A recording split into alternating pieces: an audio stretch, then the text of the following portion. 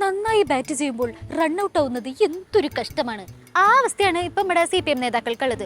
ഒരു സൈഡിൽ തദ്ദേശ തെരഞ്ഞെടുപ്പിന് വേണ്ടി ഭയങ്കരമായ പ്രചാരണം നടത്തുന്നു, മറു സൈഡിൽ ശബരിമല സ്വർണ്ണക്കൊള്ളയിൽ മുതിർന്ന CPM നേതാവും മുൻ ദേവസ്വം ബോർഡ് പ്രസിഡന്റുമായ പത്മകുമാർ അറസ്റ്റിലാണ്.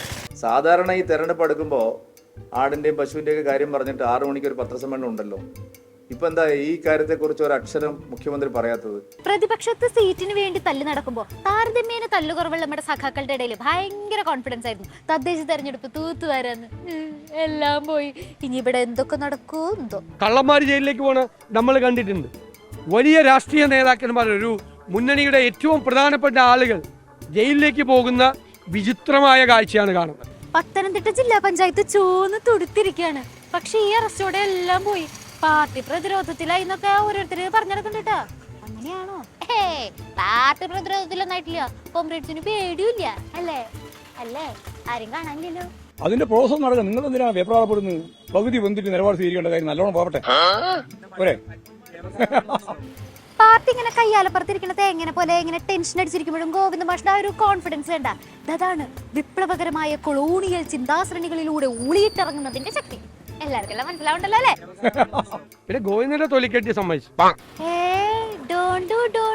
ശബരിമല സ്വർണ്ണക്കൊള്ളയില് കുറ്റക്കാരെല്ലാരും ശിക്ഷിക്കപ്പെടണം. നമ്മുടെ കോൺഗ്രസ് മുമ്പ് തൊട്ടേ അങ്ങനെയാണ് പറയുന്നത്. എന്തേ സംശയം ഉണ്ടാ?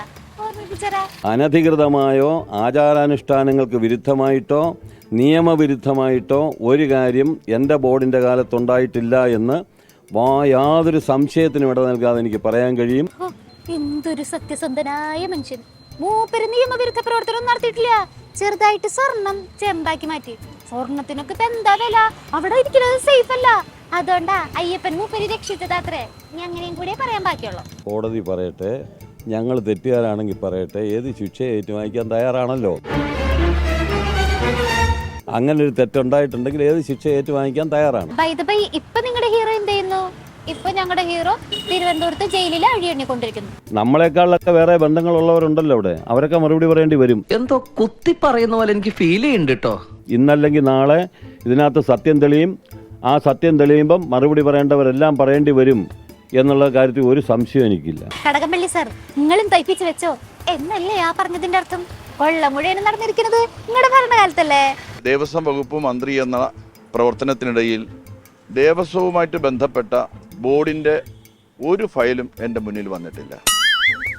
പിന്നല്ല, ദേവസ്വം ബോർഡിന്റെ കാര്യം മൂപ്പര് നോക്കണത്. വകുപ്പ് ഏതായിരുന്നു എന്നാ പറഞ്ഞത്? ദേവസ്വം മന്ത്രി എന്നല്ലേ?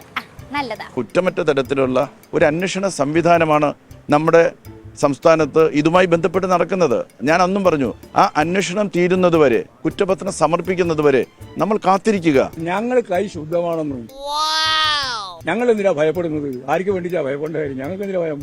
പത്മകുമാറിന്റെ നിർദ്ദേശങ്ങൾക്കനുസരിച്ചാണ് ഉണ്ണികൃഷ്ണൻ പോറ്റി അടക്കം എല്ലാ പ്രതികളും പ്രവർത്തിച്ചതെന്നാണ് അന്വേഷണ സംഘത്തിന്റെ കണ്ടെത്തല്. അപ്പോഴും നമ്മുടെ സർക്കാരും സഖാക്കളും പറഞ്ഞുകൊണ്ടിരുന്നു, ഈ കൈകൾ ശുദ്ധമാണ് സാർ. അങ്ങനെ പറഞ്ഞവരോരോരുത്തരായിട്ട് ഇപ്പൊ ജയിലിന്റെ അഴിയണിക്കൊണ്ടിരിക്കുകയാണ്. സോ തട്ടിപ്പ് നടത്തിയിട്ടും ഒരു ലോഡ് കോൺഫിഡൻസ് മുഖത്ത് ഫിറ്റ് ചെയ്തവരോടാണ് ജാഗ്രത. പണി വരുന്നുണ്ടാവറാച്ച.